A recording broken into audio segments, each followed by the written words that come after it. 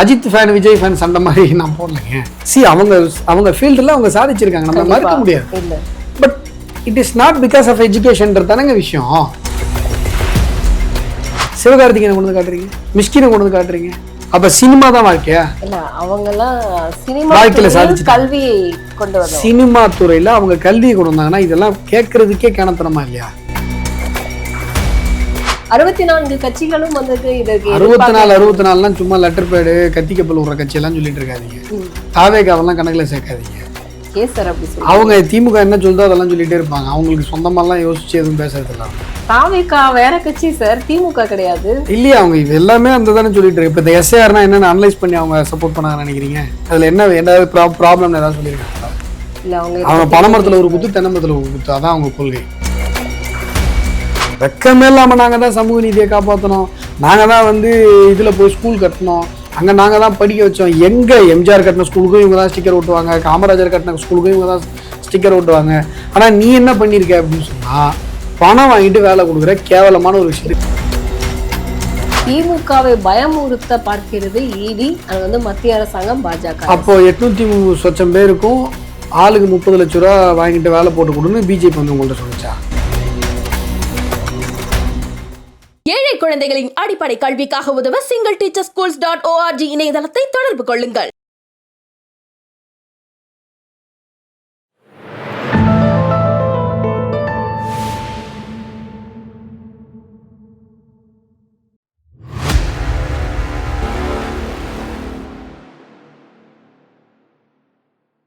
தாமரை TV நேயர்களுக்கு அன்பான வணக்கம். இன்று நமது நேர்காணலில் சிறப்பு விருந்தினர் பாஜகவின் மாநில செயலாளர் வழக்கறிஞர் அஸ்வத்தாமன் அவர்கள் நம்மோடு இருந்திருக்கிறார். சார் வணக்கம். சார் வணக்கம். தமிழகத்தில் இன்னைக்கு ஸ்டாலின் அவர்கள் சொல்லியிருக்கிற விஷயம் ரொம்ப பரபரப்பாக பேசப்பட்டிருக்கு. என்ன அப்படின்னா, அனைவருக்குமான பிரதமர் அப்படிங்கக்கூடிய ஒரு மாண்பை பிரதமர் மோடி அவர்கள் அடிக்கடி மறந்துகிட்டே இருக்காரு அப்படிங்கிற ஒரு விஷயத்த வெளிப்படையாக சொல்லியிருக்காரு. இன்னொன்னு என்ன அப்படின்னா, அப்படி சொல்றாரு, அவர் திமுகவினர் பீகாரில் உழைக்கக்கூடிய மக்களே பீகாரில் இருந்து தமிழகம் உழைக்கக்கூடிய மக்களே திமுக காரங்களை சொன்னா திமுக காரங்க அதுக்கு பதில் சொல்லணும். திமுகவை சொன்னா தமிழ்நாட்டை சொல்ற மாதிரியே ஒரு பில்டப் எப்ப பாரு பண்றாங்க. கவனிச்சிங்களா? ஆமா. நீங்க திமுகவை ஏதாவது திட்டினீங்கன்னா தமிழ்நாடு எப்படி சொல்லிட்டீங்க? தமிழ்நாடு சொல்லீங்க, திமுகவை சொன்னாங்க. திமுக தொடர்ந்து வட இந்தியாவிலிருந்து, குறிப்பாக பீகாரிலிருந்து இங்க வேலை செய்யற அந்த தொழிலாளர்களை இழிவுபடுத்தி பேசியதா இல்லையா? தயாநிதி மாறன் பேசினாரா இல்லையா? ஆமா. அப்புறம் அதை தானே சொல்றோம். நீங்க தமிழ்நாடு திமுக தான் தமிழ்நாடா விட்டா திமுக நாடுன்னு மாத்தி வச்சலான்னு பாக்குறீங்களா?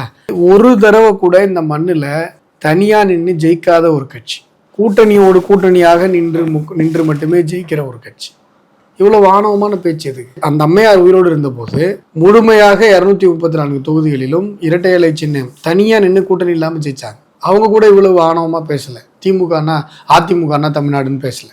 உங்களுக்கு எங்க இருந்து வந்தது ஆணவம்? நாங்கெல்லாம் சொன்னோமா தமிழ்நாடு மக்கள்லாம் நீங்க திமுக தான் தமிழ்நாடுன்னு சொன்னோமா? இப்ப நீங்க பண்ற ஊழல், இப்போ KN நேரு அடிக்கிற கொள்ளை எல்லாத்துக்கும் தமிழ்நாடு மக்களுக்கு பங்கு இருக்கா? இல்லை கிட்னி திருடி வித்தீங்களே அந்த பாவத்துல எங்களுக்கு பங்கு இருக்கா? பண்ற பாவத்துல நீங்க பண்ணி போட்டு நீங்க தான் தமிழ்நாடுனா தமிழ்நாடு என்னைக்கு இவ்வளோ? நாங்க தமிழ்நாடு மக்கள் உழைத்து சம்பாதித்து வாழ்ந்து கொண்டு இருக்கோம். உங்களை மாதிரி ஊழல் பண்ணி திருடி சம்பாதிக்கல. அதனால திமுகவையும் தமிழ்நாட்டையும் கனெக்ட் பண்ணி பேசுறதே தமிழ்நாட்டுக்கு அவமானம். தமிழக காங்கிரஸ் தலைவர் செல்வ பெருந்தகை அவர்கள் மோடி அவர்கள் கண்டிப்பாக தமிழக மக்களிடம் மன்னிப்பு கேட்கணும், சாரி சொல்லணும்னு சொல்லியிருக்காரு. எதுக்கு? திமுக சொன்னா தமிழ்நாட்டு மக்கள்கிட்ட எங்க மன்னிப்பு கேட்கணும்? இது என்னங்க இது பித்தலாட்டமா இருக்கு. அவரு திமுகவினர்னு தெளிவா சொல்றாரு, நீங்க அதை எப்படி தமிழ்நாடுன்னு புரிஞ்சுப்பீங்க? திரும்ப திரும்ப இந்த கேள்வி கேட்டுட்டே இருக்கணுமா? அதுக்கு என்ன லாஜிக்? அதுல என்ன லாஜிக் இருக்கு? ரொம்ப தெளிவா சொல்றாரு. திமுகவினர் பீகாரில இருந்து செல்லுகிற தொழிலாளர்களை அங்கே கொடுமைப்படுத்துகிறார்கள். எதனால அவங்களை இலக்காரமா பேசுறது, அவன் இங்க கக்கூஸ் கழுவுறான்னு சொல்றது, அவங்கெல்லாம் படிக்கலன்னு சொல்றது, அவங்கள அவமானப்படுத்துறது, இது தொடர்ந்து நடந்துட்டு இருக்கிற ஒரு விஷயம் தானே அவங்களுடைய பேச்சிலையும் செயல்லையும். அதை தானே அவர் சொல்றாரு. அதை எப்படி தமிழ்நாட்டு மக்களை சொல்றதாகும்? திமுகவினர் அப்படி தானே பண்ணாங்க. மறுபடியும் இதை முதல்ல டிஃப்ரென்ஷியேட் பண்ணுங்க. நீங்க சொல்லுங்க, இல்லை சார் நாங்கள் எப்போ சார் அவங்கள கொடுமைப்படுத்தணும்? திமுகவினர் நாங்கள் எப்போ கொடுமைப்படுத்தணும்? நாங்கள் எப்போ அவங்கள அவதூறா பேசணும்? நாங்கள் எப்போ இழிவாக பேசணும்னா பதில் சொல்லலாம். நீங்கள் திமுக சொல்லும் போதெல்லாம் தமிழ்நாடுன்னா தமிழ்நாடு தலைகுனியை விட மாட்டோம்னு சொன்னாங்க. நான் அப்போ என்ன சொன்னேன்? தமிழ்நாட்டுக்கு ஏற்பட்ட அனைத்து தலைகுனிவுகளும் திமுகவால் ஏற்பட்டது. இப்போ தலை குனிந்து இருக்கிறது தமிழகம். யாரால? திமுகவால். நான் உங்கள்கிட்ட சொன்னேன் இல்லையா, ஸ்டேட் ஸ்பான்சர்டு ஹியூமன் டிராஃபிக் எங்கே நடந்திருக்கு? உலகத்தில் எங்கேயுமே நடந்தது கிடையாது, தமிழ்நாட்டில் நடந்திருக்கு. ஒரு அரசு எந்திரத்தின் உதவியோடு நூற்றுக்கணக்கான பேரோட கிட்னி திருடப்பட்டிருக்கிறது அப்படின்னு சொன்னால் இது ஒரு வரலாற்று அவமானம். இந்த வரலாற்று அவமானம் நமக்கு யாரால் ஏற்பட்டிருக்கிறது? திமுகவால் ஏற்பட்டிருக்கிறது. தமிழகத்தில் அண்ணா பல்கலைக்கழகம் போன்ற ஒரு உயர்ந்த கல்வி ஸ்தாபனத்தில் ஒரு பெண் திமுகவை சார்ந்தவர்களால் பாலியல் வன்புணர்வுக்கு ஆட்படுத்தப்படுறாங்க அப்படின்னு சொன்னால் அது ஒரு மிகப்பெரிய தமிழகத்திற்கான ஒரு தலைகுனிவு. யாரால் ஏற்பட்டது? திமுகவால் ஏற்பட்டது. ஒரு அரசியல் கட்சியினுடைய கூட்டம் கூடுகிற போது அந்த ஸ்டாம்பிட்ல 41 பேர் இறக்குறாங்க அப்படின்னு சொன்னால் அது சிஸ்டம் ஃபெயிலியர். யாரால் அந்த அவமானம் நமக்கு ஏற்பட்டது? திமுகவால் ஏற்பட்டது. இவ்வளவு தலைகுனிவுகளையும் தினம் தினம் நம்ம திமுகவால் சந்தித்து கொண்டிருக்கிறோம். திமுக இந்த மண்ணில் ஆட்சிக்கு வருவதற்கு முன்பாக 2021க்கு முன்பாக போதைப் பொருள் இந்த அளவுக்கு பரவல் கிடையாது. சாராய கடைகள் இருந்தது தமிழகத்தில். ஆனால் கஞ்சா இவ்வளவு பரவலாக எல்லா இடங்களிலும் கிடைக்கிற ஒரு பொருளாக இல்லை. இப்போ மெத்தப்பட்டமைன்றாங்க, என்னென்னமோ நமக்கு கேள்விப்படாத பல போதைப் பொருட்கள் இன்றைக்கு தமிழக மண்ணில் இருந்து கொண்டிருக்கிறது. இது ஒரு வரலாற்று பின்னடைவு. மேன் பவரே நம்ம இழந்துகிட்டு இருக்கோம். அடுத்த இளைஞர்கள் வளம் என்பதை நம்ம இழந்துகிட்டு இருக்கோம். இந்த அவமானம் நமக்கு யாரால் ஏற்பட்டது? திமுகவால் ஏற்பட்டது. ஞாயிற்றுக்கிழமை, அதாவது நவம்பர் 2ஆம் தேதி அனைத்து கட்சி கூட்டம், அதாவது எஸ்ஐஆரை எதிர்த்து அதற்கு எதிராக அனைத்து கட்சி கூட்டம் 64 கட்சிகளுக்கும் அழைப்பு விடுத்திருக்கிறார் தமிழக முதலமைச்சர். அதிமுக, பாஜக, பாமகவை தவிர்த்து மற்ற கட்சிகளுக்கு அழைப்பு. இது எப்படி பாக்குறீங்க சார்? அதாவதுங்க, இந்த எஸ்ஐஆரை பொறுத்த வரைக்குங்க, ராகுல் வந்து ஒரு பிபிடி ஒன்று போட்டார், ஞாபகங்களா? ஒரு ப்ரோக்ராம் வந்து பெங்களூரில் ஒரு கான்ஸ்டிடியூன்சி எடுத்து போட்டார் இல்லைங்களா? அதில் என்ன சொன்னார்னா, ஒரே ஒரு வீடுங்க, அதில் 40 என்ட்ரி, ஒரு அட்ரஸ்ஸு, அதில் 40 என்ட்ரி, இந்த மாதிரிலாம் சொன்னார். இப்போ ஒருவேளை இந்த குற்றச்சாட்டு உண்மைன்னு வச்சுக்கோங்க, அப்போ அதுக்கு என்ன பண்ணணும்? ரிவிஷன் பண்ணணும். கரெக்டாக இன்டென்சிவாக ரிவிஷன் பண்ணாதான் அதை கண்டுபிடிக்க முடியும். நீங்களே தான் இல்லை சார் ஓட்டெல்லாம் வந்து நிறைய ஃபேக்காக உற்பத்தி பண்ணி வச்சுருக்காங்கன்றீங்க. ரிவிஷன் பண்ணால் ஐயோ அதெல்லாம் பண்ணக்கூடாதுங்கிறீங்க. என்னதான் சார் உங்கள் புத்தி? உலகத்தில் எங்கேயாவது இப்படிப்பட்ட ஒரு கேவலம் நடக்குமா? இது மக்கள் ஏற்றுக்கிட்டாங்களா பாருங்கள். இப்போ இந்த எஸ்ஐஆருக்கு எதிராக ஒரு பிரளயத்தை கிளப்பணும்னு திமுக முயற்சி பண்ணுது. மக்கள்கிட்ட எடுபடவே இல்லை. மக்கள் என்ன கேட்குறாங்க? எங்க ஸ்பெஷல் ரிவிஷன் ஒன்று நடக்கணும் தானேங்க.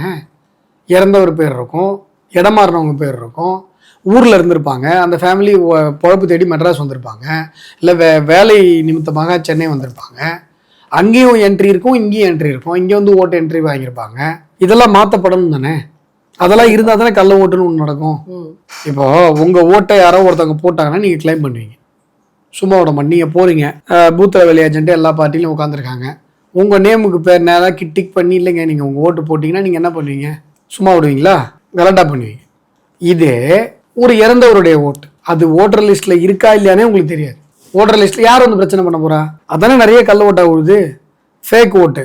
அதாவது அவங்க இந்த ஊரில் இருக்க மாட்டாங்க, அவங்களுக்கு வேற எங்கேயாவது ஊர் இருக்கும், இல்லை கல்யாணம் பண்ணிட்டு இந்த ஊருக்கு வந்திருப்பாங்க, இங்கே ஒரு ஓட்டு இருக்கும், அங்கே ஊரில் ஒரு ஓட்டு இருக்கும். இதெல்லாம் லோக்கல் ஆளுங்களுக்கு, கட்சிக்காரங்களுக்கு தெரியும். சரி அந்த ஓட்டு இருக்குது நாங்கள் போட்டுடுறோம், ஒரு இன்டர்னல் அட்ஜஸ்ட்மெண்ட்டில் நீங்கள் ஓட்டு போடுறீங்கன்னு வைங்க. இதெல்லாம் சரி செய்யணுமா வேணாமா? கண்டிப்பாக. அப்புறம் அதில் என்ன பிரச்சனை? இப்போ வந்து என்ன சொல்கிறாங்க, சார் டைம் ஷார்ட் ஸ்பேனாக இருக்குது அப்படிங்கிறாங்க. ஆனால் நீங்கள் பீகாரில் வந்ததுக்கு ஏன் எடுத்தீங்க? அப்போ ஏன் எடுத்தீங்க? அப்போ காரணம் மாறிக்கிட்டே இருக்கு. அப்போ நீங்கள் நிறைய கள்ள ஓட்டை அங்கே உள்ளே ரெடி பண்ணி வச்சுருக்கீங்க. அந்த கள்ள ஓட்டெல்லாம் இங்கே டேலி ஆகிட போகுதுன்னு பயப்படுறீங்க. அடுத்தடுத்து 12 மாநிலங்களுக்கும் இது வந்து எலெக்ஷன் வரக்கூடிய நடக்கணுங்க. எலெக்ஷனுக்கு முன்னாடி நடக்கணும். எலெக்ஷன் வந்து 5 வருஷத்துக்கு ஒரு தடவை நடக்குது. அங்க ஸ்டார்ட் பண்ணும்போதே தேர்தல் கமிஷன் சொல்லியிருந்தாங்க இல்லையா சார், இங்க அடுத்தது வந்து தமிழகத்திற்கு தேர்தல். நீங்க தேர்தல் வர்றதுக்கு முன்னாடி இதை வந்து ஒவ்வொரு முறையும் எலெக்ஷன் அப்ப நடத்தணும், அதான் விதி. இவ்வளவு நாள் வந்து ஒவ்வொரு முறையும் நடக்கல, பல முறை நடந்திருக்கிறது. ஆனா ஒவ்வொரு முறையும் எலெக்ஷனுக்கு முன்னாடி ஒரு ஸ்பெஷல் இன்டென்சிவ் ரிவிஷன் நடக்கிறது நல்லது. ஏன்னா அப்பதான் உங்களுக்கே இப்போ என்ன கேட்டீங்கன்னா, இப்போ பல பகுதிகளில் பெயர் விடுபட்ட பிரச்சனை வந்தது தெரியுங்களா? அதுக்கும் கூட இது ஒரு தீர்வு. நீங்க மக்களாட்சிங்கிற தத்துவம் என்ன? நமக்கு அந்த ஓட்டர் லிஸ்ட்ல நம்ம பேர் இருக்கிறது நம்முடைய உரிமை. அந்த உரிமையை நம்ம தக்க வச்சுக்கணும்ல. அதே சமயத்துல உண்மையான மனிதர்கள் இல்லாம இறந்து போனவங்களுடைய பெயரோ, இல்லை இடம்பெயர்ந்தவருடைய பெயரோ, இல்லை ஃபாரின் சிட்டிசன்ஸோடைய பெயரோ, அதெல்லாம் வந்து இல்லாமல் இருக்கிறதும் நமக்கான உரிமை தானே. இப்போ ஸ்டாலின் அவர்கள் சொல்றாரு, சிறுபான்மையினருடைய ஓட்டுக்களை வந்து அவங்களுடைய ஓட்டே இருக்கக்கூடாது. அதாவது பாஜகவுக்கு அவங்க ஓட்டு போட மாட்டாங்க, திமுகவுக்கு தான் ஓட்டு போடுவாங்க. அதனால அவங்களுடைய வாக்குகளை எடுத்து பறித்து விட்டு பாஜகவுக்கு சாதகமாக மாற்றுவதற்காக முயற்சி. எப்படி அவர் தான் சார் சொல்லுங்க. இல்லைங்க, இது என்னங்க அறிவுக்கு ஒவ்வாத ஒரு கருத்தா இருக்கு. எப்படி அது நடக்கும்ன்ற நான் ஆல்ரெடி இஸ்லாமிய சகோதரர்களுடைய பெயரோ கிறிஸ்தவ சகோதரர்களுடைய பெயரோ ஓட்டர் வாக்காளர் பட்டியலில் இருக்கிறது. நான் மறுபடியும் சொல்றேன், இப்போ பீகாரில் 60 லட்சம் பேர் ரிமூவ் ஆனாங்கன்னா அதில் 15 லட்சம் பேர் இறந்து போனவங்க, 20 லட்சம் பேர் இடப்பெயர்வானவங்க. அதில் மிச்சம் அவங்க கணக்கு கொடுத்துருக்காங்க. 60 லட்சம் பேருக்கும் கணக்கு கொடுத்துருக்காங்க. இதெல்லாம் இருக்குங்க, டபுள் என்ட்ரிங்க. இப்போ ஒருவேளை வெளிநாட்டில இருந்து ஒரு ஃபாரின் சிட்டிசன் இங்கே வந்து இருக்காங்க அப்படின்னா அவங்களுக்கு ஓட்டு இருக்கக்கூடாது நம்ம சொல்றோம்னு வைங்களேன். இவங்க இஸ்லாமியர்கள் அப்படின்றாங்க. அப்ப திமுக இஸ்லாமிய பெருமக்களை ஃபாரினர்ஸ் நினைக்குதா? சிட்டிசன்ஷிப் அமெண்ட்மெண்ட் ஆக்ட முழுமையாக இந்தியாவிற்கு வெளியில் வாழ்பவர்களை மட்டுமே பேசுகிற ஒரு சட்டம். அதுல இந்தியர்களுக்கு அதுல வேலையே இல்லை. இந்தியாவிற்கு வெளியில் இருக்கிற பார்டர் ஸ்டேட்ல இருக்கிற பாகிஸ்தான், ஆப்கானிஸ்தான், இந்த பார்டர் ஸ்டேட்ல இருக்கிறவங்க மட்டுமே, பங்களாதேஷ், இங்கிருந்து உள்ள வர்றவங்க இருக்காங்க இல்லையா, இவங்களை மட்டுமே டீல் பண்ற ஒரு சட்டம். இதுக்கு வந்து இஸ்லாமியர்களை நீங்க என்ன பண்ணீங்க? அப்ப திமுகவுடைய சிந்தனை ஈவே ராமசாமியில் ஆரம்பித்து, ஈவே ராமசாமி பலமுறை இது சொல்லியிருக்காரு, இவங்கெல்லாம் வெளிநாட்டுக்காரங்க அந்த சிந்தனையோடய இருந்துட்டு இருக்காங்க. இஸ்லாமியர்களை வெளிநாட்டுக்காரங்களா பாவிக்கிறது, பார்க்கறது. பிஜேபி அப்படி பார்க்கல. ஆனா இவங்க சொல்றத பார்த்தா கொஞ்சம் வந்து நகைப்புக்குரியதாக இருந்தாலும் கொஞ்சம் யோசிக்கிற மாதிரி தான் சார் இருக்கு. ஏன்னா இப்போ இவங்க நமக்கு இருக்கக்கூடிய காலம் வந்து ரொம்ப குறுகிய காலமாக இருக்கிறது. இப்படி இந்த காலகட்டத்தில் வந்து ஓட்டு அப்படிங்கிறது வந்து எனக்கு ஏன்னா ஒரு 2 நாட்களுக்கு முன்னாடி ஒரு பெரியவர் ஒரு வீடியோ போட்டிருந்தாரு. அதுல எங்க வீட்லயும் வந்து 9 ஓட்டுக்கள் வந்து இருக்கு, இதை வந்து சரி பண்ணணும் அப்படின்னு சொல்லி போட்டிருந்தாங்க. ஒருத்தங்க இல்லை என்னுடைய ஓட்டை வந்து வேற கட்சிக்காரங்க போட்டுட்டாங்க அப்படிங்கிறதையும் சொல்றாங்க. இப்போ இதுல வந்து மக்கள்கிட்டயும் வந்து எதிர்மறையான கருத்துக்கள் இருக்குல்ல சார்? இல்லைங்க, எஸ்ஐஆருக்கு எதிராக யாருமே கருத்து சொல்லலை. ஏங்க, மக்கள் ரொம்ப தெளிவா இருக்காங்க. ஒரு ரிவிஷன் நடக்கணும் தான் மக்கள் எதிர்பார்ப்பாங்க. ஏன்னு கேட்டீங்கன்னா, இப்போ நமக்கு ஒரு ஓட்டு இருக்கு, எனக்கு ஒரு ஓட்டு இருக்கு, உங்களுக்கு ஒரு ஓட்டு இருக்கு. நம்ம ஓட்டுக்குன்னு ஒரு வேல்யூ இருக்கிறத நம்ம கருதுறோம், சரிங்களா? அதே ஓட்டர் லிஸ்ட்ல இப்போ என் பேர் இருக்கிற அந்த பூத்தில் இருக்கிற அதே ஓட்டர் லிஸ்ட்ல ஒரு 20 இறந்தவர்களுடைய பேர் இருக்குன்னு வைங்களேன், இல்லை டபுள் என்ட்ரி ஒரு 20 இருக்குன்னு வைங்க, ஒரு 30 ஓட்டு 40 ஓட்டு அதில் வந்து ஃபேக்காக இருக்குன்னு வைங்களேன். இப்போ என் ஓட்டுக்கு என்ன மரியாதை, உங்கள் ஓட்டுக்கு என்ன மரியாதை? உங்களுக்கு புரியுதா? ஒரு ஓட்டு உங்களுக்கு வேல்யூ. ஒரு ஓட்டு போடுறதுக்காகவே பல்லாயிரம் ரூபாய் செலவு பண்ணி வந்து ஓட்டு போடுறவங்களாம் நம்ம பார்க்குறோம். நம்மளே ட்ராவல் பண்ணி பார்க்குறோம். நான் திருவண்ணாமலை தேர்தலில் நிற்கிறேன், என் ஓட்டு உளுந்தூர்பேட்டையில் இருக்குது. நான் ட்ராவல் பண்ணி வந்து ஓட்டை போடுறேன். அங்கே எலெக்ஷன் வேலையை பார்த்துட்டு அந்த ஒரு ஓட்டு கூட மிஸ் ஆகிடக்கூடாது, இங்கே வந்து போடுறேன். எல்லோருமே இப்போ மெட்ராஸில் வேலை செய்வாங்க, கார் எடுத்துகிட்டு போவாங்க ஓட்டு போடுறது, கஷ்டப்பட்டு பஸ்ஸில் ஏறி தொங்கிட்டு போவாங்க, ட்ரெயினில் போவாங்க. எதுக்கு போடுறாங்க? அந்த ஒரு ஓட்டு மிஸ் ஆகிடக்கூடாது அப்படின்னு சொல்லி. சரி தானேங்க? அப்போது அந்த ஓட்டுக்கு வேல்யூ இருக்குன்னா அப்போ ராங் என்ட்ரி இல்லாமல் இருந்தால் தானே அந்த ஓட்டுக்கு வேல்யூவு. இப்போ நீங்கள் இஸ்லாமியர்கள் ஓட்டெல்லாம் ரிமூவ் பண்ணுவாங்க சார். இப்போ யார் ரிமூவ் பண்ணுவா? எலெக்ஷன் கமிஷனுக்கு தனியாக ஆளுங்க இருக்காங்களா? இப்போ நீங்கள் வந்து ஒரு தேர்தல் நடக்குது, ரிட்டர்னிங் ஆஃபீஸர் யார்? கலெக்டர். இப்போ திருவண்ணாமலையில் வந்து நான் எலெக்ஷன் நின்னேன், எம்பி எலெக்ஷனுக்கு. யார்கிட்ட போய் நான் மனு கொடுக்குறேன்? கலெக்டர்கிட்ட. யார் அதை ஏற்றுக்கிறா? கலெக்டர். யார் அனௌன்ஸ் பண்ணுறா? கலெக்டர். யார் அதை தேர்தல் நடத்துகிறா? கலெக்டர். கலெக்டர் யாருடைய அஃபீஷியலு? தமிழ்நாடு ஸ்டேட் கவர்மெண்டோட அஃபீஷியலு. டீச்சர்ஸ் வரப்போகிறாங்க, கவர்மெண்ட் அஃபீஷியல்ஸ் வரப்போகிறாங்க, எல்லாம் உங்கள் ஆளுங்க. இப்போ இஸ்லாமிய பெருமக்கள் விடுபடுவாங்கன்னா இப்போ நீங்கள் எதாவது பண்ண போகிறீங்களா? இஸ்லாமியர்களுக்கு எதிராக ஏதாவது திட்டம் வச்சுருக்கீங்களா? இதுதானங்க கேள்வி. யார் பண்ண போறா? ஆனா தமிழக முதல்வர் சொல்லியிருந்தாரு, இப்போ இந்த தேர்தல் இல்ல இஸ்லாமியர்கள் அதிகமா ஃபேக் கள்ள ஓட்டு வச்சிருக்காங்கன்னு சொல்ல வரீங்களா? தேர்தல் திருத்த பணிகள் நடக்கும் பொழுது நம்மளுடைய கண்காணிப்பு அதிகமாக இருக்கும். இது ஒரு சீரியஸ் கொஸ்டின். என்ன இதை இன்டர்ஃபியர் ஆகிறவங்க கூட ஸ்டாலின் வந்து என்ன சொல்றாருன்னா, சார் டபுள் என்ட்ரி, இறந்தவங்க ஓட்டு, இந்த மாதிரி என்ன கள்ள ஓட்டுலாம் ரிமூவ் பண்றோம் சார். இல்ல இது இஸ்லாமியர்களுக்கு எதிரானது அப்படின்னா நீங்க என்ன சொல்ல வரீங்க? புது புத்திக்கு இஸ்லாமிய சகோதரர்கள் வாழ்கிற ஊர் பகுதிகளில் அப்ப என்ட்ரி டபுள் என்ட்ரி அதிகமா இருக்குன்னு சொல்ல வரீங்களா? அப்படிதானங்க கன்செப்ஷன் கிரியேட் பண்றீங்க, மிஸ்கன்செப்ஷன் நீங்க கிரியேட் பண்றீங்க. அவரு எஸ்ஐஆரே நடக்க கூடாது. அதுதாங்க ஏன் நடக்க கூடாது? அப்ப இந்த ராங் என்ட்ரிஸ் எல்லாம் எப்படி ரிமூவ் பண்ணுவீங்க? இறந்தவங்க பேர் இருந்துகிட்டே இருக்கலாமா? அது இருந்தாலும் திமுக காரங்க அப்படிங்கிற ஒரு எப்படி இல்லாமல் இருக்கும்? இந்த 4 வருடங்கள்ல எத்தனை பேர் இறந்துருப்பாங்க? நான் தெரியாம கேட்கிறேன் உங்களை. எப்படி இல்லாமல் இருக்கும்? எலெக்ஷன் 2021 அதுக்கு முன்னாடி எஸ்ஐஆர் நடக்கல. எஸ்ஐஆர் இப்போ ஒரு 7-8 வருஷமா நடக்கல, 10 வருஷமா நடக்கலாம் வச்சுக்கோங்க. இந்த 10 வருஷத்துல எத்தனை இடம்பெயர்கள் நடந்திருக்கும், எத்தனை ராங் என்ட்ரி நடந்திருக்கும், எத்தனை வந்து நம்ம ஊர்ல எந்த டாக்குமெண்ட்டுமே இல்லாம ஃபேக்கா ஓட்டு வாங்கி வச்சிருப்பாங்க, நடந்திருக்குமா இருக்காதா? கண்டிப்பா. இப்போ நீங்க பீகார்ல இருந்து வராங்க, பீகார்ல உங்களுக்கு ஒரு ஓட்டு இருக்கு, தமிழ்நாட்டிலயும் ஓட்டு இருக்கு, இருக்கலாமா?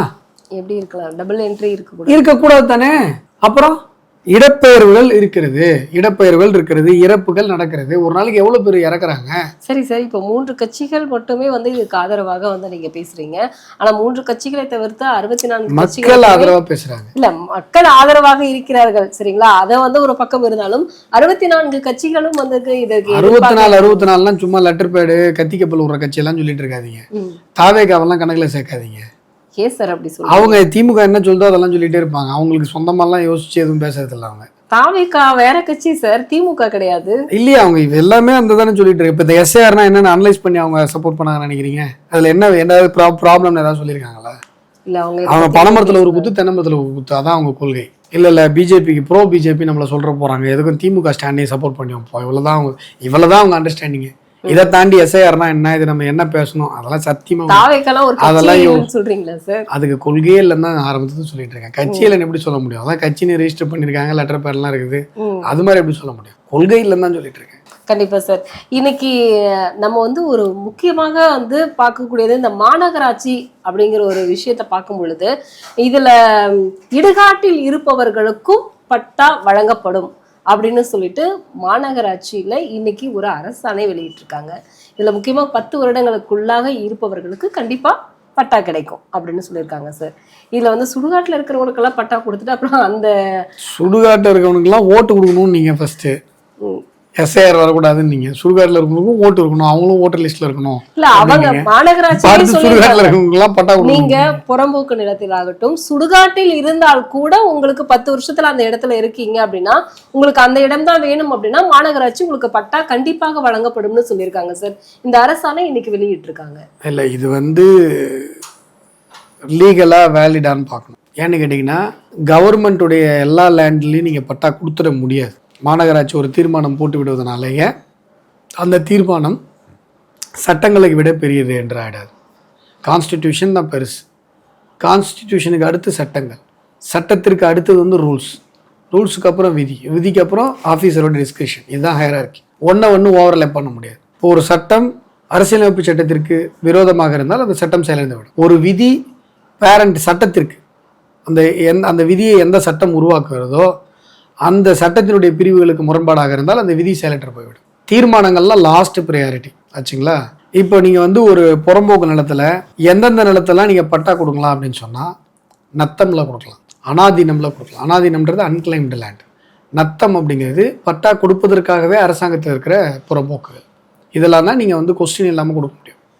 அது இல்லாமல் கவர்மெண்ட் லேண்டாக கிளாஸிஃபை ஆகிருக்கு அப்படின்னு சொன்னால் அதில் ஸ்டம் எக்ஸ்டென்ட் நீங்கள் கொடுக்கலாம். சுடுகாட்டில் கொடுக்குறது, இதில் கொடுக்குறது அதெல்லாம் கிடையாது. இது வந்து ஆக்கிரமிப்புகளை ஊக்குவிக்கிற ஒரு செயல். இல்லை எலெக்ஷன் வருது அப்படின்னு சொல்லிட்டு அதில் பண்ணுறது. ஸ்ட்ரிக்டாக நீங்கள் நீர்நிலைகளில் கொடுக்கவே முடியாது. ஹைகோர்ட் ஜட்ஜ்மெண்ட் இருக்குது, சுப்ரீம் கோர்ட் ஜட்ஜ்மெண்ட் இருக்குது. கொடுத்தாலும் செல்லாது. ஸ்டேட் கவர்மெண்ட்டே ஒரு ஜிஓ போட்டு கொடுத்தாலும் செல்லாது. புரியுதுங்களா? இப்போது அதில் தான் இப்போ இந்த நீர்நிலைகளில் பஸ் ஸ்டாண்டு கட்டுறது அதெல்லாம் இப்போ நின்றுச்சு. இந்த ஹைகோர்ட் ஆர்டர், சுப்ரீம் கோர்ட் ஆர்டருக்கு அப்புறம் தான் நின்றுச்சு. அதுக்கு முன்னாடி திமுக பீரியடில் ஊருக்கு போய் முதல்ல அந்த ஏரியை காலி பண்ணி பஸ் ஸ்டாண்டு கட்டுவாங்க. விழுப்புரம் பஸ் ஸ்டாண்ட்லாம் ஏரியில் கட்டுனது தான்.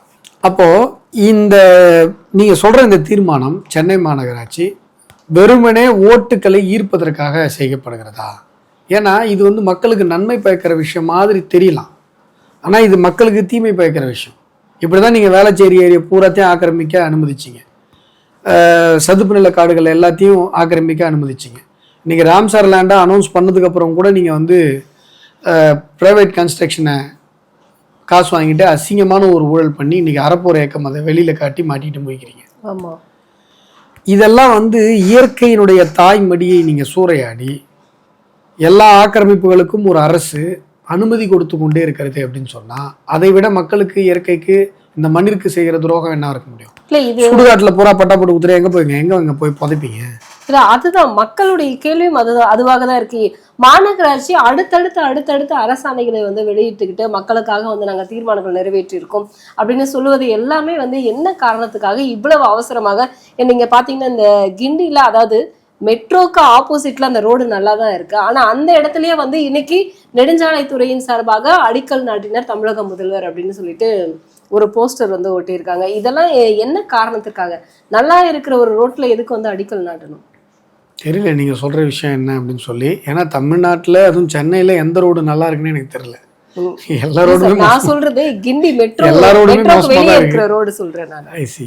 இது வந்துங்க நீங்கள் திமுகவை பொறுத்த வரைக்கும் எல்லாமே விளம்பர மாடல் தான், எல்லாமே விளம்பரம் தான். இப்போ உங்களுடன் ஸ்டாலின், இப்ப இந்த பட்டா விஷயமும் விளம்பரம் தான் அப்படிங்கிறீங்க. எல்லாமே இப்போ எலெக்ஷனுக்காக ஒரு விளம்பரம் தான். நீங்கள் இப்போ இதில் வந்து எவ்வளவு சிறுபான்மை மைனாரிட்டி பீப்புள்ஸ் வந்து இதில் எப்படி பாதிக்கப்படுவாங்கன்னு பாருங்கள். இந்துக்கள் வந்து அடாப்ட் ஆகிப்பாங்க. புதைக்கிறீங்களா, புதைக்கிறதுக்கு இடம் இல்லையா எரிச்சிடுவாங்க, எரிக்கிறதுக்கு இடம் இல்லையா மின்சார இடைக்காடு வருதா போய் அங்கே பண்ணுவாங்க. ஆனால் கிறிஸ்தவருடைய நம்பிக்கை என்னென்னா புதைச்சாதான் அவங்களுக்கு சொர்க்கம். இஸ்லாமியர்களுக்கு அப்படி தான். நீ இருக்கிற சுடுகாடு போகிறதையும் பட்டா போட்டு குத்துட்டீங்கன்னா இந்துக்களுக்கு பிரச்சனை இல்லை, அவங்க மின்சார இடைக்காட்டில் கூட போய் அடிச்சுப்பாங்க. கிறிஸ்தவர்களும் முஸ்லீம்களும் எங்கே போவாங்க? அவங்க மத நம்பிக்கை அது, மண்ணில் தான் அவங்க புதைப்பாங்க. இந்துக்கள் வந்து காலத்துக்கு ஏற்ற மாதிரி மாறுவாங்க, சயின்டிஃபிக்கான மெத்தட் வந்துச்சுன்னா அடாப்ட் பண்ணுவாங்க. இவங்களுக்கு வந்து இந்த இதெல்லாம் ஸ்ட்ரிக்டாக இருக்குது அவங்களுடைய மத நம்பிக்கையில். நீங்கள் இப்போ முஸ்லீம் சுடுகாடு இதெல்லாம் பட்டா போட்டு குத்துறீங்கன்னு வைங்க, அங்கங்கே ஒருத்தர் வீடு கட்டுறான்னு சொல்லி குத்துறீங்கன்னு வைங்க, முடிஞ்சு போச்சு. அவங்களுக்கு எங்கே போய் புதைப்பாங்க? ஒரு கேள்வி இருக்குது. ரெண்டாவது, இந்த திமுகவை பொறுத்த வரைக்கும் விளம்பர மாடல் தான். உங்களுடன் ஸ்டாலின் ஒரு கல்யாண மண்டபத்தை வாடகை எடுத்து ஒரு ப்ரோக்ராம். கல்யாண மண்டபம் இல்லை சார், ஸ்கூல். இல்லை, கல்யாண மண்டபத்தில் எங்கள் ஊரில் கல்யாண மண்டபத்தில் நடந்தது. ஸ்கூலு ஏதோ ஒரு இடங்க. நீங்கள் வந்து ஒரு மக்களுக்கு கவர்மெண்ட்டுக்குமான relationship, day to day relationship. என்ன ஒரு நாளில் கேம்ப் வச்சு தீக்கிற பிரச்சனை இல்லை. உங்களுக்கு ஒரு பட்டா இருக்கும், ரேஷன் கார்டு இருக்கும், அது இருக்கும், அது இருக்கும், ஏகப்பட்ட விஷயங்கள் இருக்கும். விஏஓவில் ஆரம்பித்து தாசில்தார் வரைக்கும் உங்களுக்கு ஏகப்பட்ட ரெப்ரஸன்டேஷன்ஸ் வந்து நீங்கள் போய் கொடுத்துட்டு தான் இருக்கணும், வாங்கிட்டு தான் இருக்கணும், போயிட்டு தான் இருக்கணும். அதை நான் கேம்ப் வச்சு நான் ஒரே நாளில் தீக்கிறேன் அப்படின்னு சொன்னால் அது ஊரே ஏமாத்துற வேலை. சரிதானே? இதை பண்ணீங்க. இப்போ என்னாச்சு? அது அந்த திட்டம் என்னாச்சு? எதுக்காக அந்த திட்டம் போடப்பட்டதுன்னா, அரசு செலவில் நம்முடைய வரி பணத்தை எடுத்து ஸ்டாலினுக்கு விளம்பரம் பண்ணிக்கணும். உங்களுடன் ஸ்டாலின், அது ஒரு தீம். இந்த தீம் வந்து இந்த வார்த்தையை வந்து மக்கள் மனசில் பதியணும், உங்கள் ஃபோட்டோ மக்கள் மனசில் பதியணும். இதெல்லாம் நீங்கள் மாக்கியவெல்லி தியரி. இதெல்லாம் இவங்க எப்படி ஆட்சி நடத்துகிறாங்க. நீங்கள் 4 வருஷம் ஒன்றும் இல்லை, நிக்கோலோ மாக்கியவெல்லின்னு சொல்லி இத்தாலியோடைய ஒரு சர்வாதிகாரி, அவர் தன்னுடைய பையனுக்கு மக்களை ஏமாற்றி எப்படி சர்வாதிகாரியாக வாழணும்னு ஒரு புக் எழுதுறாரு, தி பிரின்ஸ். அந்த புக்கு பேர். அந்த புக்கில் என்னென்னலாம் மக்களை ஏமாத்துறதுக்கு ரூட்டு சொல்லியிருக்காங்களோ அது எல்லா வேலையும் திமுக பண்ணிகிட்டே இருக்கு. அது எல்லாத்தையும் ஹிட்லரும் பண்ணியிருக்காரு, ஸ்டாலினும். அந்த ஸ்டாலின் சர்வாதிகாரி, இவரும் சர்வாதிகாரி ஸ்டாலின் தான் சொல்லிடுறாரு. நான் சொல்கிறது கம்யூனிஸ்ட் ஸ்டாலின். எல்லாருமே அந்த புக்கில் இருக்கிறது தான் ஃபாலோ பண்ணுவாங்க. மக்களை ஏமாற்றி ரூல் பண்ணணும்னு நினைக்கிறேன் எல்லாருமே பண்ணுவாங்க. அதில் என்ன இருக்குன்னு பார்த்தீங்கன்னா, மக்களுக்கு என்டர்டெயின்மெண்ட்டை கொடுத்துக்கிட்டே இருக்கும், பொழுதுபோக்கு இருந்துக்கிட்டே இருக்கணும், எல்லா பக்கமும் பொழுதுபோக்கு இருந்துக்கிட்டே இருக்கணும். அந்த பொழுதுபோக்கில் அவங்க மூழ்கி கிடக்கும். ஆனால் அந்த பொழுதுபோக்கை செலவு பண்ணுறது கூட அவங்கள்ட்ட முழுசாக பணம் இருக்கக்கூடாது. பணத்துக்கு ஒரு பக்கம் தட்டுப்பாடு இருந்துகிட்டே இருக்கும். அக்சஸ் டு இன்ஃபர்மேஷன் அப்படிங்கிறதே இருக்கக்கூடாது. எல்லாத்துக்கும் மக்களுக்கு அக்சஸ் இருக்கக்கூடாது, இன்ஃபர்மேஷன் இருக்கக்கூடாது. அரசாங்கத்தில் என்ன நடக்குது இதை பற்றிலாம் அவங்க யோசிக்கக்கூடாது. மக்களை முட்டாள்களாகவே வைத்திருக்க வேண்டும். அதுதான் ஒரு தியரியே. அந்த தியரி தான் அவங்க பண்ணிட்டு இருக்காங்க. கல்வியில் சிறந்த தமிழ்நாடுன்னு ஒரு ப்ரோக்ராம் நடத்துகிறாங்க. நீங்கள் கல்விக்கு தமிழக மாணவர்களுக்கு உதாரணமாக காட்டணும்னா அப்துல் கலாம் ஐயாவை காட்டணும், இல்லை மயில்சாமி அண்ணாதுரை இருக்காரு, அவரை கொண்டு வந்து மாணவர்கள் மத்தியில் காட்டி இந்த மாதிரி படித்து நீங்கள் சயின்டிஸ்ட் ஆகுங்க காட்டணும். சிவகார்த்திகேயனை கொண்டு வந்து காட்டுறீங்க, மிஷ்கினை கொண்டு வந்து காட்டுறீங்க. அப்போ சினிமா தான் வாழ்க்கையா? இல்லை, அவங்கெல்லாம் சினிமா வாழ்க்கையில் சாதிச்சு கல்வியை கொண்டு வந்தாங்க. சினிமா துறையில் அவங்க கல்வியை கொண்டு வந்தாங்கன்னா இதெல்லாம் கேட்கறதுக்கே கிணத்தனமா இல்லையா? சினிமா துறையில் எப்படி கல்வியை கொண்டு வர முடியும்? அவர் தான் சார் சொன்னார், நான் சொல்றேன். அவங்கள தாங்க நானும் சொல்கிறேன். என்னங்க இவங்க கல்வியை கொண்டு வந்துட்டாங்க. கல்வியை பற்றி பேசுவதற்கு மிஷ்கின் அவர்கள் சினிமாவை பற்றி பேசலாம். செட்டில்டாக ஒரு விஷயத்தை எப்படி படமாக எடுக்கிறது, ஒரு கான்செப்டை எப்படி வந்து சினிமோட்டோகிராஃபியில் எப்படி சொல்கிறது, அந்த காலை மட்டுமே காட்டி எப்படி அந்த சீனை கிரியேட், அந்த சீனை எப்படி புரிய, இதெல்லாம் மிஷ்கின் சொன்னாருன்னா கேட்கலாம், பார்க்கலாம். கல்வியை பற்றி நீங்கள் என்னங்க சொல்கிறீங்க? எனக்கு புரியல. படிக்காதவங்க கூட சினிமா துறையில் சாதிக்க முடியும், சரிதானேங்க? இப்போ சிவகார்த்திகேயன் வந்து இன்ஜினியரிங் முடித்தவர், ஏதோ படிச்சிருக்காரு, நல்ல பர்சன்டேஜில் படித்ததா கேள்விப்பட்டேன் ஏதோ ஒரு இன்டர்வியூவில். ஆனால் அவர் 10ஆம் கிளாஸ் ஃபெயிலாக இருந்திருந்தா கூட இந்த இப்போ இருக்கிற நிலைமையில் இருக்க முடியும், சரிதானே நான் சொல்கிறது? அதில் உங்களுக்கு எதுவும் மாற்று கருத்து இல்லைல்ல? சிவகார்த்திகேயன் 9ஆம் கிளாஸ்லேயே ஃபெயில் ஆகி 10ஆம் கிளாஸ் போகல அப்படின்னா கூட இன்னைக்கு சினிமாவில் ஹீரோ ஆயிருக்க முடியும் தானே? இப்போ நடிகர் சூரி இருக்காரு, அவர் இன்னைக்கு ஒரு காமெடி ஆக்டரா வந்து இன்னைக்கு வந்து தன்னுடைய கடுமையான உழைப்புல ஒரு மிகப்பெரிய கதாநாயகனா, இன்னைக்கு மார்க்கெட் இருக்கிற ஒரு மிகப்பெரிய கதாநாயகனா வந்திருக்காரு. நம்ம எல்லாம் ஆச்சரியமா பாக்குறோம் அவருடைய உழைப்பை. ஆனா அது கல்வியினால அவருக்கு அந்த முன்னேற்றம் கிடையாது, அவருடைய உழைப்பினால கிடைச்ச முன்னேற்றம். சினிமா துறையுடைய முன்னேற்றத்துக்கு கல்வி தேவையே இல்லை. ஆனா நீங்க வந்து மாணவர்களுடைய மத்தியில நீங்க எல்லாரையும் சினிமா துறையில இருக்கவங்க வந்து நீங்க வந்து காட்டுறீங்க. மாணவர்களுக்கு என்ன சொல்ல வரீங்க? சினிமாவில் இருக்கவங்க மட்டும்தான் வாழ்க்கையில ஜெயிச்சவங்க அப்படின்னா விஜயும் ஜெயிச்சவங்கன்னு சொல்றாரு சார். சினிமாவில் ஒரு ஜெயிச்சவர் தானே. ஏங்க விஜய் மொத்தத்துக்கும் நான் விமர்சனம் பண்ற ஆள் கிடையாதுங்க. சினிமாவில் ஒரு உச்சபட்ச நட்சத்திரம். இதுல கூட சில கொள்கை அளவுல தான் என்னுடைய விமர்சனங்கள் இருக்கே ஒழிய நான் இந்த அஜித் ஃபேன் விஜய் ஃபேன் சண்டை மாதிரி நான் போடலைங்க. அவங்க ஃபீல்டுல அவங்க சாதிச்சிருக்காங்க, நம்ம மறுக்க முடியாது. But it is not because of எஜுகேஷன்ன்றதானங்க விஷயம். அதுல மேடை ஏறி பேசின எந்த டைரக்டர்ஸ் கல்வியால சாதிச்சாங்க? ஒருவேளை அவர்கள் படித்திருக்கலாம், டிகிரி படித்திருக்கலாம், மாஸ்டர் டிகிரி படிச்சிருக்கலாம். ஆனா அவங்க 8ஆம் கிளாஸ் ஃபெயிலா இருந்திருந்தா கூட இந்த நிலைமைக்கு அவங்க வந்திருப்பாங்க. கல்வியால அவங்க முன்னேறல. கல்வியால முன்னேறியவர்கள் அப்படின்னு சொல்லி சினிமால வந்து நீங்க காட்ட முடியாது. நீங்க ஸ்கூல் குழந்தைங்களை கூட்டு வந்து சிவகார்த்திகேயனை ஏத்துனீங்கன்னா அந்த பிஞ்சு மனசுல என்ன பதியும்னா சினிமா மட்டும்தான் வாழ்க்கைன்னு பதியுமா? பதியாதா? கண்டிப்பா பதியும் தானே. நாங்கெல்லாம் ஸ்கூல் படிக்கும் போது நீங்க உட்காந்து நாங்க சினிமா ஹீரோஸ் பத்தி பேசினா எங்க வாத்தியாரங்கெல்லாம் திட்டுவாங்க. ஏன்னா அவனோட அவனுக்கு வந்து சோறு போட போறான், படிக்கிறத பாருங்கடா அப்படின்னு சொல்லுவாங்க. இன்னைக்கு என்னடான்னா அரசாங்கமே செலவு பண்ணி ஏற்கனவே ஒரு கூத்து நடத்துனாங்க தெரியுங்களா, கலை விழான்ற பேர்ல. பூரா சினிமா, பாட்டு, டான்ஸு, அதை ஒரு பெருமை மாதிரி அன்பில் மகேஷ் பொய்யாமணி சொன்னாரு.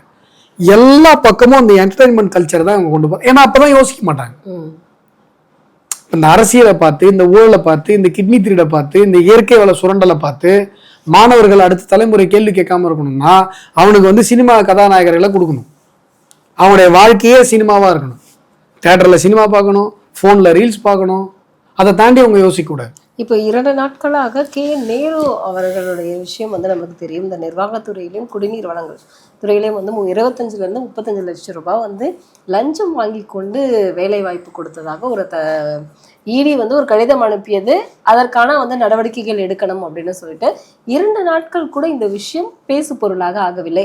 அதுக்கடுத்தது வந்து பிரதமர் மோடி அவர்கள் மன்னிப்பு கேட்கவும் மாண்பை மறந்து விட்டார் அப்படின்னு சொல்லிட்டு அடுத்தடுத்து ஒரு நியூஸ் வந்துட்டே இருக்கு. நேரு அவர்கள் இதுக்கு நான் அப்படி ஒரு வேலையை நான் செய்யவே இல்லை அப்படின்னு வந்து ஓப்பன் டாக் வந்து அவர் வந்து பிரஸ் மீட் கொடுங்க. நீங்க அருமையா கேள்வி கேட்டீங்க. உங்க கேள்வியிலேயே நீங்க பதில வச்சு கேள்வி கேட்டிருக்கீங்க. இந்த விஷயம் பேசப்படக்கூடாதுன்னு சொல்லிதான் பீகார் விஷயத்தை இவங்க மடைமாற்றி மக்கள் மத்தியில் பேசுறாங்க. ஏன்னா it is not as if merely letter.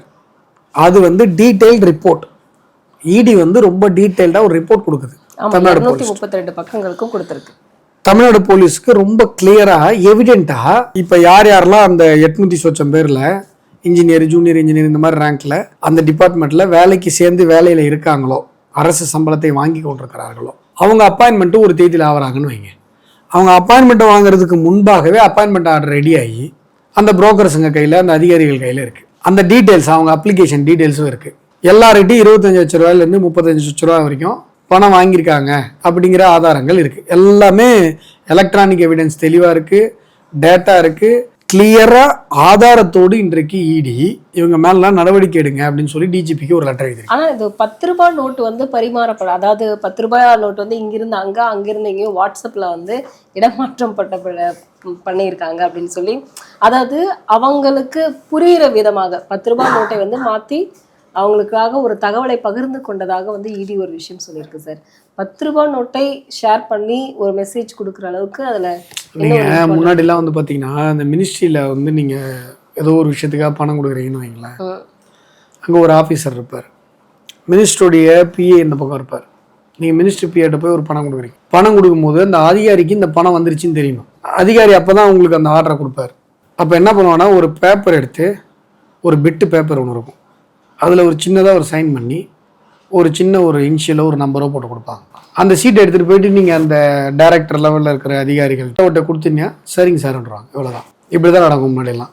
அப்புறம் அட்வான்ஸ்டு மெத்தட் வரும் இல்லையா, அந்த 10 ரூபான்னா அந்த ஃபோட்டோ எடுத்து, இப்போ நீங்கள் முன்னாடி அந்த ஹவாலாலாம் கேள்விப்பட்டிருப்பீங்க, நிறைய சினிமாவில் கூட வரும். ஏதாவது ஒரு 10 ரூபா எடுத்து ஃபோட்டோ எடுத்தால் அந்த சீரியல் நம்பர் இருக்கிற நோட் எடுத்துகிட்டு வந்தால் இது இந்த மாதிரிலாம் இருக்குது. இதில் என்னன்னாங்க ரொம்ப கிளியராக இருக்குது இந்த எவிடன்ஸ். என்ன கேட்டிங்கன்னா, நீங்கள் ஒரு ஆயிரக்கணக்கான பேர் அந்த எக்ஸாம் எழுதுனாங்க.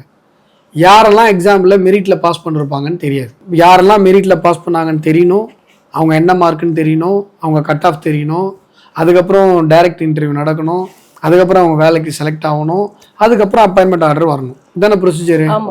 இது எல்லாமே நடக்கிறது முன்னாடி அப்பாயின்மெண்ட் ஆர்டர் எப்படி வரும்? கண்டிப்பா. இதுல இன்னொன்று என்னன்னா, இந்த எக்ஸாம்ஸ் எழுதினவங்க கிட்ட இருந்து எந்த ஒரு எதிர்ப்புகளுமே, ஏன்னா பாஸ் பண்ணியிருப்பாங்க, பட் வந்து அவங்களுக்கு அந்த வேலை அப்படிங்கிறது வந்து கிடைச்சிருக்காது. கொஞ்சம் அமௌண்ட் கொடுத்தா வேலை வந்து இமீடியட்டாக கிடைக்கும் அப்படிங்கிற மாதிரி. ஏன் இந்த விஷயம் எங்கள் வீட்டில் கூட நடந்திருக்கு. இப்படியெல்லாம் இருக்கும் பொழுது பரீட்சை எழுதினவங்களும் சரி, எக்ஸாம் எழுதினவங்களும் சரி, அந்த இதுல பாஸ் பண்ணவங்களும் சரி, அவங்களுக்கான அந்த பயமாக இருக்கட்டும், இல்ல வந்து ஒரு பதட்டமாக இருக்கட்டும், எதுவுமே இல்லை அப்படிங்கிறது இந்த இடத்துல பார்க்க முடியுது இல்லை சார்? இல்லைங்க, நம்ம தெரியாது இல்லைங்க, நம்ம மனசுக்குள்ள பூந்து போய் பார்க்க முடியாது இல்லை. இப்போ நீங்க 35 லட்சம் ரூபாய் கொடுத்து இந்த வேலைக்கு அவங்க வந்திருக்காங்க, வேலையில இருக்காங்க. நாளைக்கு இந்த ஊழல் சந்தேகத்திற்கு இடமில்லாமல் நிரூபிக்கப்படும் பொழுது வேலையை விட்டு போயிடணுமே. நீங்க லஞ்சம் கொடுக்கறதும் சட்டப்படி தப்பு தானே? ஆமா சார், அதான் செந்தில் பாலாஜி அவர்களுடைய வழக்குல வந்து நம்ம பார்த்திருக்கோம். செந்தில் பாலாஜி வழக்குல என்ன பண்ணாங்கன்னா, அந்த போக்குவரத்து துறையில இருக்கும்போது அதுல வந்து பணம் வாங்கிட்டு வேலை கொடுக்கல, பணம் கொடுத்தவங்க எல்லாரையும் குற்றவாளியை சேர்த்தாங்க. பொதுவாக அதுல 2000 பேர். ஆமா, எதுக்காகன்னா 2000 பேரை நீங்க அக்யூஸ்ட் லிஸ்ட்ல சேர்த்தீங்கன்னா வழக்கு நீர்த்து போகும். விசாரிக்கவே எல்லாத்தையும் 161 ஸ்டேட்மெண்ட் எடுக்கணும், திருப்பி எல்லாரையும் கூண்டுல ஏற்றணும், திருப்பி எல்லாரையும் கிராஸ் பண்ணணும் கிரிமினல் ட்ரையல்ல. அதுல நீங்க வருஷ கணக்கில் ஆயிடும். அதனால எஸ்கேப் ஆயிடலாம்னு சொல்லி தான் இவங்க பிளான் பண்ணாங்க. அதுதான் நீதிமன்றம் கூட்டுச்சு. லஞ்சம் வாங்குவது தான் பெரிய தவறு, லஞ்சம் கொடுப்பதை விட. லஞ்சம் கொடுக்கறது எதனாலன்னா அவன் கம்பல் பண்றதால தான் நீங்க கொண்டு போய் கொடுக்குறீங்க. யாரும் வந்து இல்லை சார் எனக்கு நிறைய வீட்டில் காசு இருக்கு சார், ஒரு 40 லட்ச ரூபா கொடுக்குறேன், எனக்கு ஒரு கவர்மெண்ட் வேலை வேணும்னு யாரும் கேட்க போறதில்ல.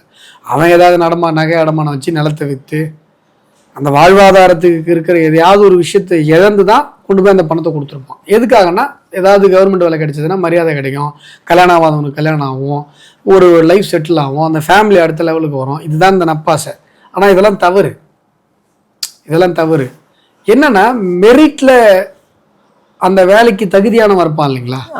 இப்போ 800 சொச்சம் பேருக்கு இவன் 30 லட்ச ரூபா காசு வாங்கி வேலை கொடுத்துருக்காங்க அப்படின்னா 800 சொச்சம் மெரிட் ஸ்டூடெண்ட் அங்கே வேலை இழந்திருக்காங்க. எல்லார்ட்டையுமா 40 லட்ச ரூபா லஞ்சம் கொடுக்க முடியும்? 35 லட்ச ரூபா லஞ்சம் கொடுக்க முடியும்? முடியாது. 35 லட்ச ரூபா லஞ்சம் கொடுக்குற அளவுக்கு தகுதி இருக்கவங்க தான் அரசியல் வேலைக்கு போக முடியும். அப்படின்னா ஏழைப்பட்டவன் கஷ்டப்பட்டு படித்து டிகிரி வாங்கி இன்னைக்கு ஒரு குழந்தைய படிக்க வைக்கிறதுக்கு ஒரு குடும்பம் எவ்வளோ கஷ்டப்படுது. கூலி வேலைக்கு போகிறவங்களா இருக்கட்டும், சாதாரணமான ஒரு அடுத்த வேலை சாப்பாட்டுக்கே கஷ்டப்படுறவங்க கூட நல்ல ஸ்கூலில் படிக்க வச்சு குழந்தைங்களை எப்படியாவது அவன் படிச்சுட்டா நம்மளை முன்னேற்றிடுவான்னு நினைக்கிறாங்க. அவன் கஷ்டப்பட்டு இந்த மாதிரி படித்து அவன் மெரிட்டில் போய் எக்ஸாம் எழுதி அதுக்கப்புறம் அவனுக்கு கிடைக்காம எவனோ ஒருத்தன் 30 லட்ச ரூபா லஞ்சம் வாங்கிட்டு அந்த வேலையை வாங்கிட்டு போகிறான்னா அப்போ என்னங்க இது சமூக நீதி? வெக்கமே இல்லாமல் நாங்கள் தான் சமூக நீதியை காப்பாற்றணும், நாங்கள் தான் வந்து இதில் போய் ஸ்கூல் கட்டணும், அங்கே நாங்கள் தான் படிக்க வச்சோம். எங்கே எம்ஜிஆர் கட்டின ஸ்கூலுக்கும் இவங்க தான் ஸ்டிக்கர் ஒட்டுவாங்க, காமராஜர் கட்டின ஸ்கூலுக்கும் இவங்க தான் ஸ்டிக்கர் ஒட்டுவாங்க. ஆனால் நீ என்ன பண்ணியிருக்க அப்படின்னு சொன்னால் பணம் வாங்கிட்டு வேலை கொடுக்குற கேவலமான ஒரு விஷயம். இந்த வழக்கினுடைய நிலை எந்த இடத்துல போய் நிற்குது சார்? ஏன்னா கம்ப்ளைண்ட் போட சொல்லியிருந்தாங்க, இது எஃப்ஐஆர் போட சொன்னாங்க. எஃப்ஐஆர் இப்போ வரைக்கும் போடவே இல்லை. அவங்கள கூப்பிட்டு விசாரிச்சிருக்கிறது டிஜிபி, ஆனால் அதை பற்றியும் வந்து எந்த ஒரு தகவலும் இல்லை. இப்போ வரைக்குமே வந்து அந்த லெட்டர் மாதிரியே அப்படியே இருக்கு. ஆக்சுவலாக இவங்க என்ன பண்ணிட்டு இருப்பாங்கன்னா இப்போ எவிடன்ஸ் அழிக்கிற வேலைகளை செஞ்சுட்டு இருப்பாங்க. ஆனால் போதுமான அளவுக்கு எவிடன்ஸ் இடி ஆல்ரெடி எடுத்துருச்சு. இப்போ வந்து தமிழ்நாடு டிஜிபி இந்த விஷயத்தில் எஃப்ஐஆர் ஃபைல் பண்ணி ஆகணும். இல்லை என்றால் நாளைக்கு நீதிமன்றத்தில் மிகப்பெரிய அளவில் அவங்க அவமானப்பட்டு நிற்க வேண்டிய ஒரு சூழ்நிலை வரும். இப்போ இவங்க இதில் எஃப்ஐஆரே போடலை அப்படின்னு சொன்னால் what would be the next remedy? வேற ஒரு இண்டிபெண்டன்ட் ப்ரோப் வந்தாகணும், சிபிஐயோ வேற ஒருத்தவங்க என்கொயரி பண்ணி தானே ஆகணும். ஊழல் வந்து சந்தேகத்திற்கு இடமில்லாமல் நிறுவனம். திமுகவை பயமுறுத்த பார்க்கிறது இடி, அது வந்து மத்திய அரசாங்கம், பாஜக. அப்போ 800 சொச்சம் பேருக்கும் ஆளுக்கு 30 லட்ச ரூபா வாங்கிட்டு வேலை போட்டு கொடுன்னு பிஜேபி வந்து உங்கள்ட்ட சொன்னிச்சா? இல்ல இடியை வச்சு திமுக பயமுத்துறாங்கன்னே வச்சுக்கோங்க. இது எங்க ஆரம்பிக்குது? 800 கோடி ரூபாய் நீங்க பணத்தாசை பிடிச்சி போய் உனக்கு வேலை போட்டு தரேன், எனக்கு 30 லட்ச ரூபா காசு கொடுன்னு லஞ்சம் வாங்குறதுல தான் ஆரம்பிச்சுது. உங்களை நாங்க லஞ்சம் வாங்க சொன்னோமா? சொல்லுங்க. இல்லவே இல்லைன்னு பப்ளிக்கா சொல்றாரு. இதுக்கு மேல எப்படி எவிடன்ஸ் கொடுக்க முடியும்? தெளிவாக டீடைல்டு ரிப்போர்ட்டே வெளில வந்து போச்சு. இப்போ இதுக்கு மேல எந்த மறைமுகமான ஒரு விஷயத்துக்கும் இடம் கிடையாது. தமிழ்நாட்டுக்கே தெரிஞ்சு போச்சு இந்த ஊழல் என்ன அப்படின்னு சொல்லி. இப்ப இது டிஜிபி அலுவலகத்தில் இதற்கான நடவடிக்கைகள் எடுக்கவில்லை என்றால் அப்போ நீங்க அரசியல் பழி வாங்கும் நடவடிக்கைன்னு சொல்லுவீங்கன்றதுக்காக இந்த ஊழல் இடியோடைய கவனத்திற்கு வருகிறது என்று சொல்லும்போது அதை ஒண்ணும் பண்ணாம மூடி மறைச்சிடலாமா? முடியாது இல்லையா? இதுக்கு தானே இடி இருக்கு. இடிக்கு இதுக்கு தானே சம்பளம் கொடுக்குறாங்க. உங்க பணமும் என் பணமும் வரி பணம், அது இது போகுது இல்ல, அவங்க அந்த சம்பளத்தை வாங்கிட்டு அந்த வேலையை செய்யணும் தானே. நீ லஞ்சம் வாங்காம இரு, வேலைக்கு காசு வாங்காம இரு. இப்ப இதனால் திமுகவுக்கு ஒரு பெரிய இடியாக இருக்கும். எங்க திமுக வந்து ஊழலுக்கு வெக்கம் கெட்டு போன கட்சியாக எலெக்ஷன் டைம்ல அடுத்தடுத்து கொட்டு வாங்கிக்கிட்டே இருக்காங்களே. ஊழலுக்கு வெக்கம் இல்லாத ஒரு கட்சியாக, ஷேம்லெஸ் டுவர்ட்ஸ் ஸ்கேம். இதுதான் டிஎம்கே உடைய அடையாளம். டிஎம்கே உடைய அடிநாதம் இதுதான். அவங்க வந்து ஊழல் சார்ந்து வெக்கம் இல்லாமல் போய்விட்ட ஒரு கட்சி. அவங்க வந்து திருடுறது எங்களுடைய பிறப்புரிமை. எப்படி வந்து பாலகங்காதர திலகர் சுதந்திரம் எனது பிறப்புரிமைன்னு சொன்னாரோ, திமுகவை பொறுத்தவரை திருடுவது என்பது எங்களுடைய பிறப்புரிமை, ஊழலுக்கு நாங்கள் அச்சப்பட மாட்டோம் அப்படின்றது தான் திமுகவுடைய ஒரு அடிநாதமாக இருக்கிறது. ஆனால் இந்த மாதிரி வேலைக்கு காசு வாங்குறது இதெல்லாம் வந்து சமூக நீதியே புரட்டி போடுகிற கேள்வி கேட்கிற ஒரு விஷயம். அப்போ பணம் கொடுக்க முடியாமல், உனக்கு லஞ்சம் கொடுக்க முடியாமல், கஷ்டப்பட்டு சொத்தை விற்று ஸ்கூலுக்கு போய் காலேஜுக்கு போய் படித்து இரவு பகலாக விளக்கு ஸ்ட்ரீட் லைட்டில் படித்து வந்த ஒருத்தன் லஞ்சம் கொடுத்து தான் வேலைக்கு போகணும் அப்படின்னு சொன்னால் அங்கே எங்கே போகுது சமூக நீதி? அப்போ டவுன் டவுனில் இருக்கணும் எப்போ மேலே வர முடியும்? ஒரு அரசு வேலை என்பது ஒரு அரசு வேலை இல்லை, அந்த ஒட்டுமொத்த குடும்பமுமே மேலே வர ஒரு விஷயம். என்னுடைய ஃப்ரெண்டு ஒருத்தர் படித்து மேஜிஸ்ட்ரேட் ஆனார். அவர் தான் ஃபஸ்ட்டு கிராஜுவேட் அவங்க ஃபேமிலியில். அவருடைய கிராமத்தில் வெறும் 70 குடும்பம், 70 குடும்பம், ஒரு ஹேம்லெட், சின்ன ஒரு வில்லேஜ். அந்த 70 குடும்பங்களும் இன்றைக்கு என்னுடைய சொந்தக்காரங்கள்லாம் ஒருத்தன் ஜட்ஜின்னு சொல்கிறாங்க. ஒரு மனிதன் எக்ஸாம் எழுதி மேஜிஸ்ட்ரேட்டாக வந்ததுனால ஒட்டுமொத்த கிராமமும் அப்லிஃப்ட் ஆனதா ஃபீல் பண்ணுது. புரியுதுங்களா? ஏன்னா ஒரு அரசு வேலை என்பதோ, ஒரு அரசு பதவி என்பதோ, ஒரு நீதித்துறையில் ஒரு பதவி என்பதோ ஒரு தனிநபர் சார்ந்த விஷயம் அல்ல, அவங்க குடும்பம் சார்ந்த விஷயம், அவன் சார்ந்து இருக்கிற சமூகம் சார்ந்த விஷயம், அவனுடைய கிராமத்திற்கான விஷயம். ஒருத்தன் மேலே வரும்போது அவனுக்கு எல்லாத்துக்கும், அவன் சார்ந்த எல்லாருக்கும் ஒரு அக்சஸ் கிடைக்குது. எல்லாருக்கும் அவன் வந்து என்ன நினைக்கிறான், அவர் பார்ப்பா கவர்மெண்ட்டில் இன்ஜினியர் ஆகிட்டாரு, பிடபிள்யூடியில், நம்மளும் படித்தா ஆகலாம். இவ்வளோ பெரிய விஷயம் இருக்குங்க இதில் போய் அசிங்கமாக லஞ்சம் வாங்கி 800 கோடி ரூபாய் ஊழல் பண்ணுறீங்க அப்படின்னு சொன்னால் நீங்கள் இந்த சமூகத்திற்கே விரோதிகள் தானே, துரோகிகள் தானே. இது மக்கள் யோசிச்சு பார்ப்பாங்கல்ல. இது ஒரு இன்னைக்கு கையும் களமாக இந்த ஊழலை நீங்கள் பிடிபட்டுட்டீங்க. எத்தனை அமைச்சர்கள் இப்போ டிஎன்பிசிலேருந்து எந்தெந்த டிபார்ட்மெண்ட்லாம் வந்து ஜிஓ போட்டு டிரைவர் வாங்கிச்சோ, டிஎன்பிசி வேணால் நாங்களே ஓனாக அப்பாயின்மெண்ட் பண்ணிக்கிறோம். டிஎன்பிசிலே ஏற்கனவே திமுக பீரியடில் ஊழல் இருந்தது, அதில் வந்து 11 பேர் மேலேயும் ஊழல் வழக்குகள் இருந்தது. அந்த கேஸ் எனக்கு நல்லா தெரியும். இப்போ இந்த மாதிரி எந்தெந்த டிபார்ட்மெண்ட் வந்து இண்டிவிஜுவலாக வேலையை போட்டுக்கிட்டாங்களோ அப்போ எல்லா டிபார்ட்மெண்ட்லையும் இதே ஊழல் நடந்திருக்கு தானே. இப்போ செந்தில் பாலாஜியே தியாகின்னு சொன்னீங்க, அப்போ கேஎன் நேருவும் தியாகி. இவரும் வேலைக்கு காசு வாங்கி ஊழல் பண்ணியிருக்காரு. வேலைக்கு கண்டக்டர் வேலைக்கெல்லாம் காசு வாங்கி ஊழல் பண்ணதால தானே செந்தில் பாலாஜிக்கு அவ்வளோ ஒரு பெரிய பட்டம் கிடைச்சிது, தியாகி பட்டம். அப்போ இப்போ கேஎன் நேரு தியாகி, அடுத்த தியாகி. ஏற்கனவே பொன்முடி வந்து மணல் கொள்ளையில் தியாகி, கன்விக்ஷன் வாங்கிட்டாரு. இவங்களெல்லாம் விட பெரிய தியாகி அவர். இவங்கெல்லாம் ட்ரையல் ஃபேஸ் பண்ணிட்டு இருக்காங்க, அவர் கன்விக்ஷன் வாங்கிட்டு மேலே போய் சஸ்பென்ஷன் ஆஃப் சென்டென்ஸில் சுற்றிட்டு இருக்காரு. ஸோ அவர் பெரிய தியாகி. எத்தனை தியாகிகள் பார்த்தீங்களா திமுகவில்? திமுக முழுசும் தியாகிகள் தான்.